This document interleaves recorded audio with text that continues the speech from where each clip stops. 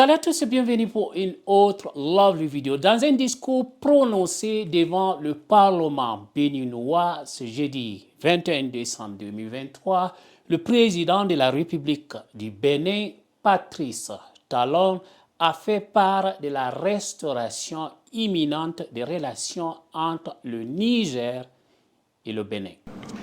C'est cette même logique qui me pousse à exprimer aujourd'hui notre volonté de voir se rétablir rapidement les relations entre le Bénin et les pays où des coups d'État sont intervenus pour remettre en cause les processus démocratiques.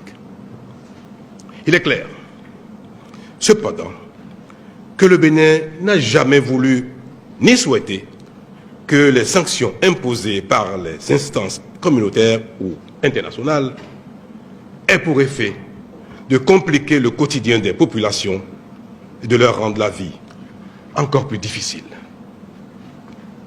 C'est pourquoi notre diplomatie n'a pas manqué d'adresser de manière discrète et répétée des messages à ces pays frères, notamment le Niger. Cette annonce intervient dans un contexte délicat marqué par le coup d'État survenu le 26 juillet 2023 au Niger, un pays d'Afrique de l'Ouest dépourvu d'un accès direct à la mer. Depuis le poste, le Niger a dû faire face à des sanctions économiques imposées par les pays membres de la Communauté économique des États de l'Afrique de l'Ouest, CEDEAO, dont le Bénin est également un membre actif.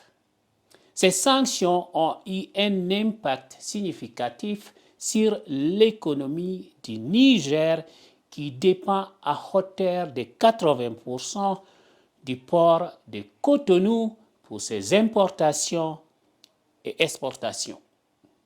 Plus récemment, l'Organisation des Nations Unies a officiellement reconnu le gouvernement d'Abdourahmane Tchani qui a pris le pouvoir à la suite du coup d'État. Cette reconnaissance internationale du nouveau gouvernement nigérien a suscité des interrogations quant à la position des pays voisins, notamment du Bénin, vis-à-vis de ces événements politiques. La décision annoncée par le président du Bénin de rétablir les relations et d'ouvrir les frontières entre le Bénin et le Niger soulève des questions quant à la posture du président béninois par rapport au coup d'État au Niger. Est-ce un soutien implicite à la prise du pouvoir de Tchani ou plutôt une tentative de réconciliation diplomatique entre le Bénin et le Niger? L'avenir nous l'édifiera sur les intentions réelles de cette démarche du président béninois dans les prochains jours. Merci d'avoir regardé cette vidéo. N'oubliez pas de la partager avec vos amis dans les groupes Facebook et WhatsApp. À très bientôt. Ciao.